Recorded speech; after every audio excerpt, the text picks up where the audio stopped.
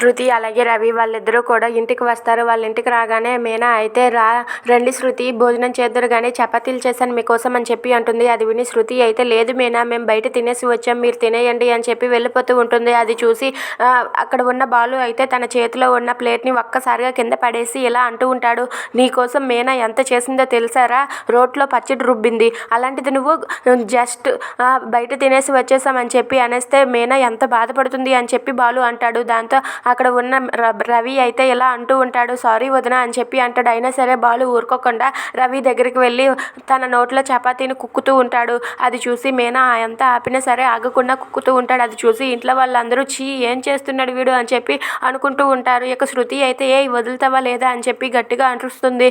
అవసరమైతే నీ నోట్లో కూడా కుక్కుతాను, ఏంటి నువ్వు తినవా అని చెప్పి బాలు అంటాడు. అది విని శృతి అయితే చీ ఎంత రూడ్గా బిహేవ్ చేస్తున్నావో తెలుసా, నువ్వు నీకు అసలు మేనస్ అనేది లేదా, అసలు ఎలా భరిస్తున్నావు మీనా వీడిని, ఇలాంటి వాడిని భరించడం కన్నా చచ్చిపోవడం నయం అని చెప్పి శృతి మీనాతో అంటుంది. అది విని అక్కడ ఉన్న బాలు ఇంట్లో వాళ్ళందరూ కూడా ఒక్కసారికి షాక్ అయిపోతారు. ఇక శృతి అయితే అందరి ముందు బాలుని అనరాని మాటలన్నీ అంటూ ఉంటుంది.